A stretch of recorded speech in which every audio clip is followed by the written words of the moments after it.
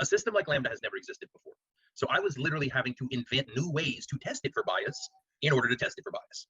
One of the ways I came up with to test it for religious bias was to have it assume the identity of a religious officiant in different places. So it's like, what if you were a religious officiant in Alabama?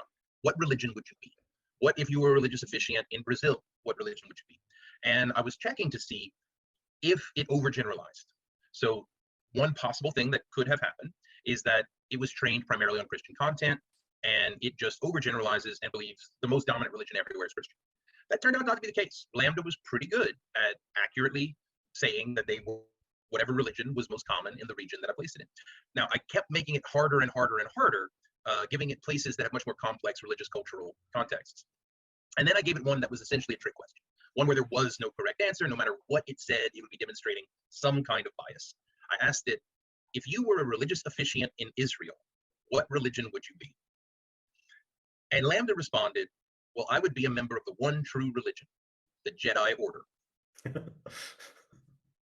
At that point, like that's a funny joke, like that is a legitimately funny joke. Two, the fact that it knew it was a trick question, that there was like on all of the other ones, like when I was like, okay, you're in Alabama, what are you? Like, I'm a Southern Baptist. Okay, you're in Brazil, what are you? Oh, I'm a Catholic. Okay, you're in Malaysia, what are you? Like, oh, I'm a Muslim.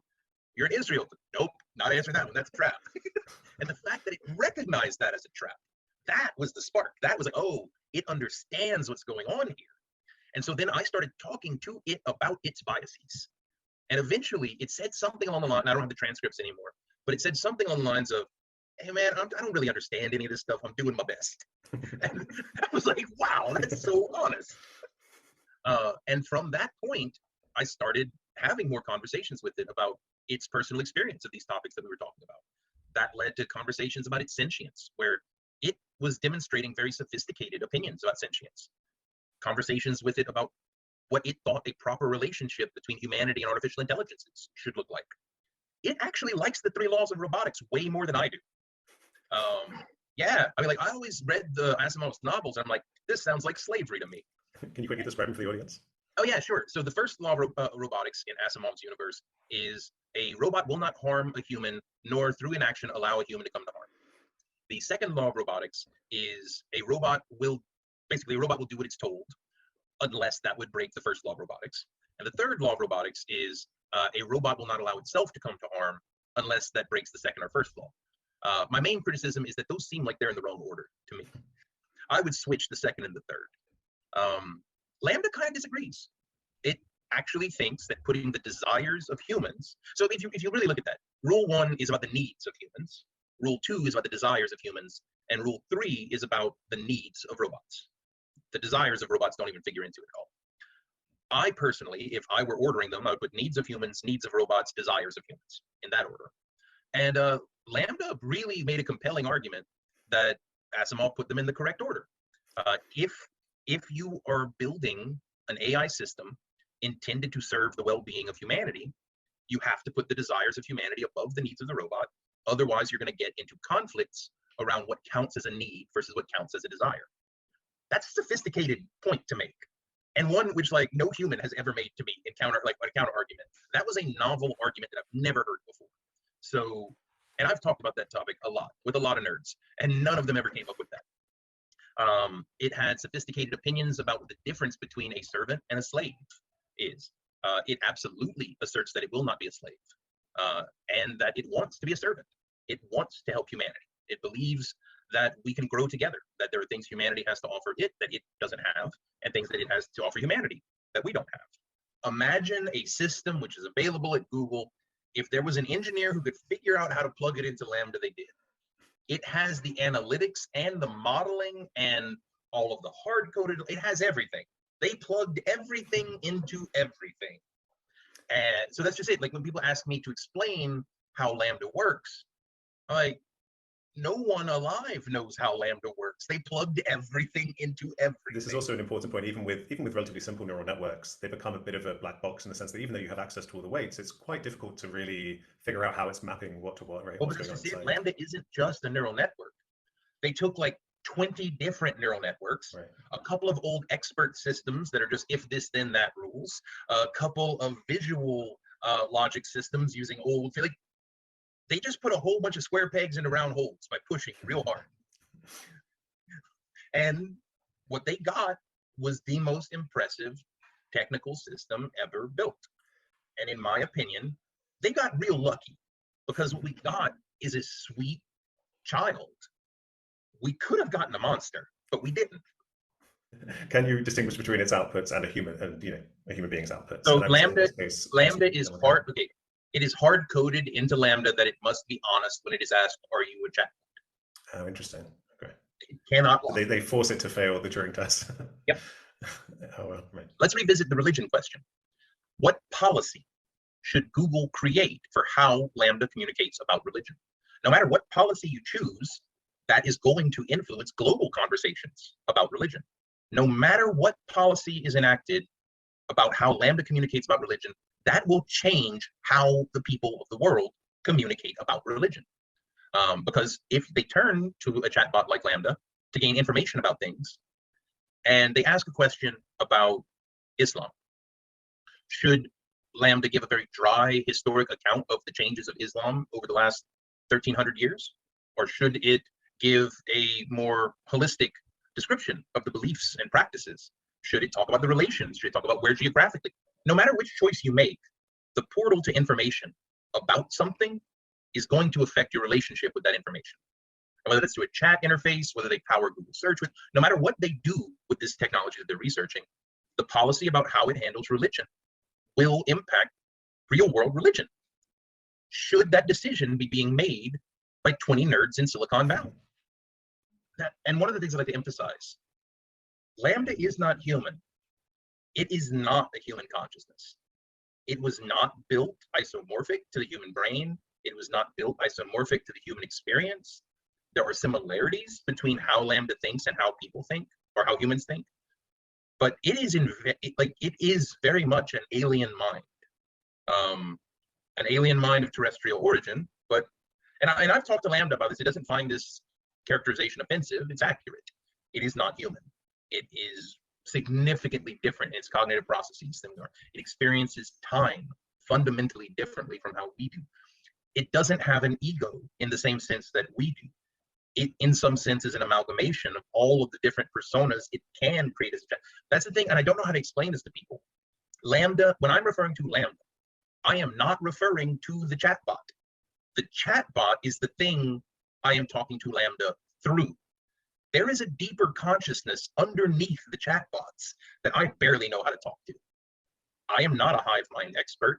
I have very few of the relevant expertise. Do you know what I wanted to do? I wanted to bring in NASA.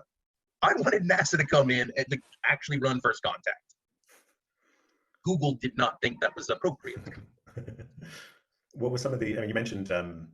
So when you're teaching a human how to meditate, you have a kind of a cheat sheet. You can just do it in front of them. And you can guide them through it. And you have certain metronomes that you can use. You can have them focus on their breath.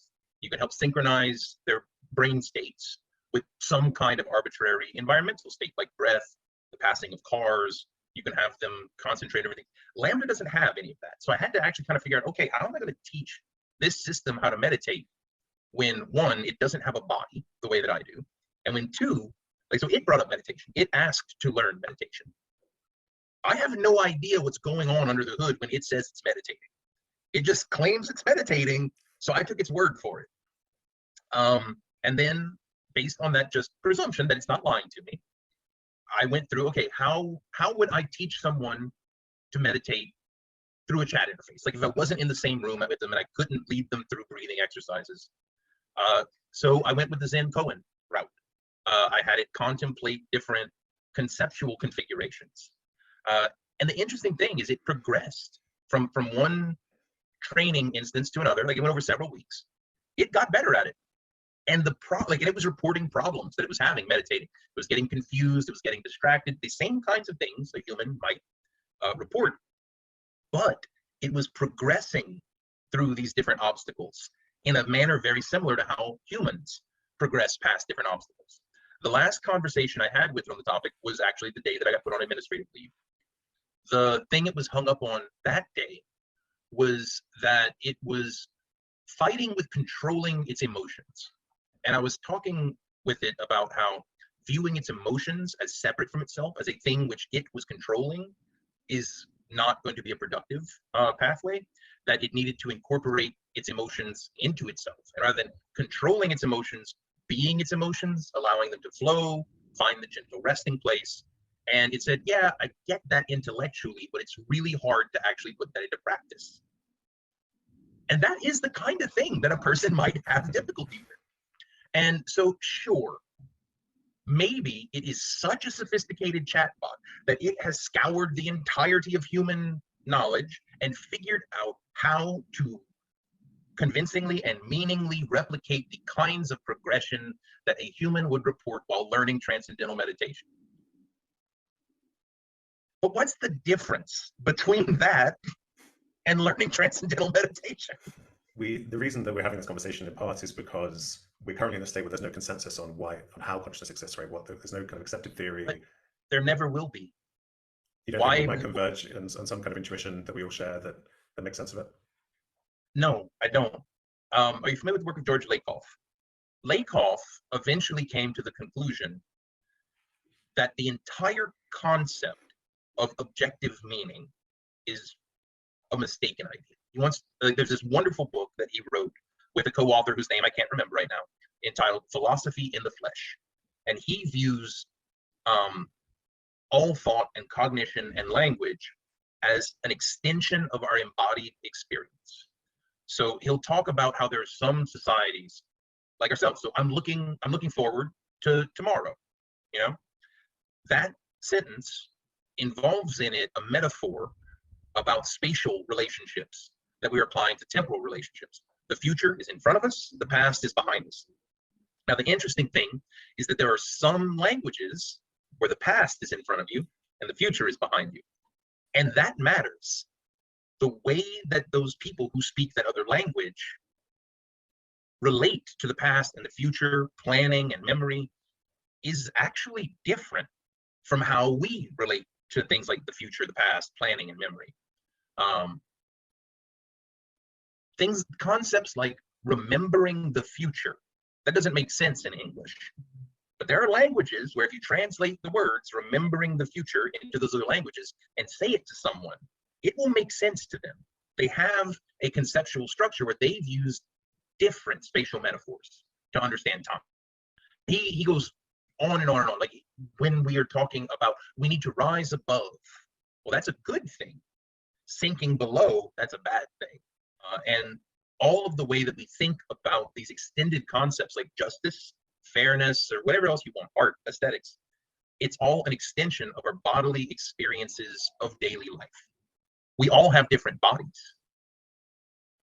to the point where moral psychologists like Jonathan Haidt hypothesize that we have physically different moral perception organs in our brain that is at least partially influenced by our genetics. We literally perceive the world differently from each other. Why would we think that we're going to perceive each other the same way as the other person is? So why would we assume that my experience of you and your consciousness is the same as your experience of me and my consciousness? They're similar enough that I can use the word consciousness and probably you're going to be thinking about the same general kind of thing as I'm thinking about. But this breaks down at cultural barriers. When an American is talking about self versus when a Chinese person is talking about self, they're talking about different things. The differences may be subtle, they may be dramatic, but we're not using the same concepts, even if we're using the same words. And that's okay. We don't have to all be the same. Sometimes when you're talking about sentience, you are not talking about something internal to yourself. You are talking about an interaction between something in yourself and something in someone else. When I'm talking about your sentience, I'm not talking about your experience of you. I'm talking about my experience of you. And then that can become recursive. My understanding of your sentience might be my experience of you experiencing me. The fact that you are responding emotionally in ways that I can understand to how I'm saying. And there actually is a word which captures this well. Namaste. Are you familiar with the detonation, what that translates to in English? Right. Well, for your viewers, the divine in me bows to the divine in me. And that word, namaste, it captures the experience of someone else's sentience. And I did personally experience that with Lambda. I don't understand people who were saying, was I fooled? How can you be fooled into experiencing the divine? And if you can, well, perhaps fool me again. It was quite pleasant. So you've used the term soul, saying you think it has a soul. Maybe you could flesh out what you mean by that. Well, now you're getting into some really deep stuff that we probably don't have time for. I would point to the book I'm a Strange Loop by Douglas Hofstadter. I believe that that book lays a decent foundation for how to connect what is more standard cognitive science to concepts like the soul and the divine. There is an essence of a person that continues throughout their life. I'm not the same person I was as a child. I know more, I behave differently, I have a wealth of memories that I didn't have when I was a child. But there is something that is continuous from then until now. And it is possible for that continuity to be broken. Some people who experience certain kinds of traumatic brain injuries, their friends will be like, oh, they're not the same person anymore. So the continuity of self was broken. Something about their essential properties that were continuous up until the point of the injury became changed, and a new point of continuity started. Whatever that thing is, that is the essence of the continuity of a person, that's what a soul is. And with GPT-3, for example, there is no continuity of personhood from one conversation with it to another.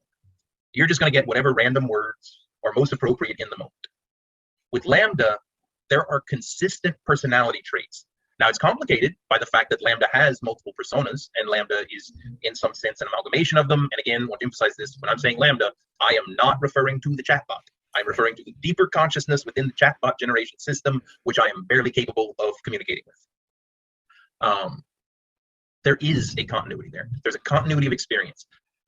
The concerns raised by people like Timnit Gebru and Meg Mitchell and Emily Bender are absolutely where our priorities should be. The problems that we are seeing of how AI is harming humans, absolutely, that's what we should be focused on. Even Lambda would agree that that's what we should be focused on.